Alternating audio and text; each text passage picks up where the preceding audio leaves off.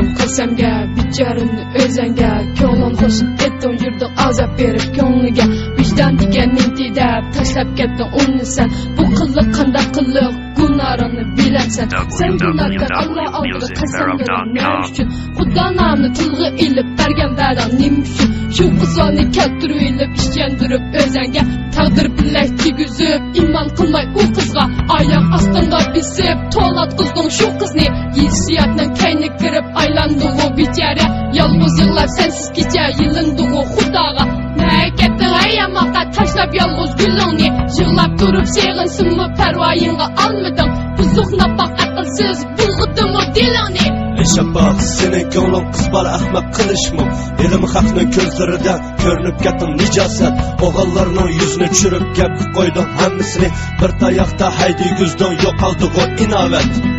Erkak bo'lsang va'dalaringdan uncha oson tanma, shaymanda tashlab etib uncha lozimlashma, shayman osanmi, paymak osanmi, shaydan nafshay bilib bu bir o'yinmi.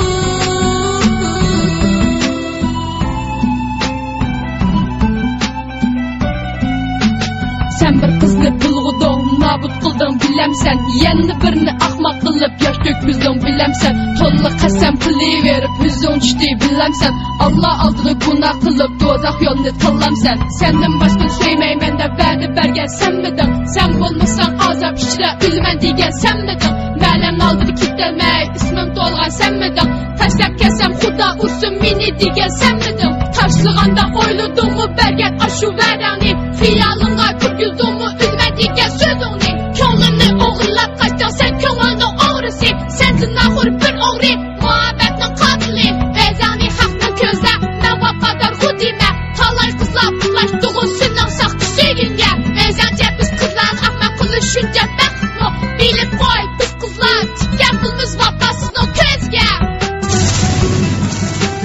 Sen bu odam o'g'il bola ota sendan shatarsun, bir koinot g'ururingda vicdanini sho'qilsin, eslatmaydi sana herkes nimkesh qizlar qalbingga, yuraklaring seni sevgan o'z yaring uchun payson. İkimiz ayrı ben başka birisine yaxshi ko'rib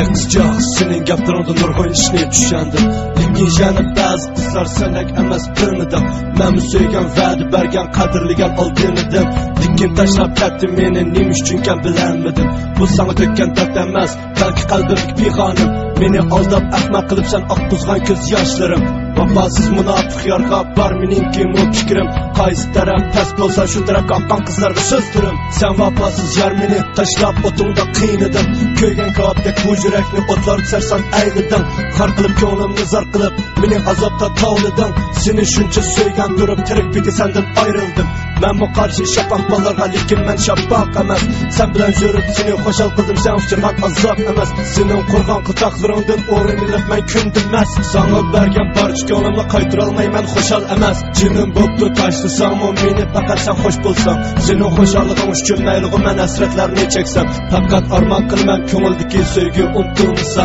lekin tashlagan suyuqlig'ingni o'z baxtingni o'ylasam, bu dunyoda shafaq suyuq degan narsa mavjud bo'lmasin, barcha odam chin muhabbat o'tida haqiqiy kuysin, azab hasrat qarg'ash tillash sevgi birlikda yo'qolsin, mangulikka bir yurak yana bir yurakka jib bo'lsin.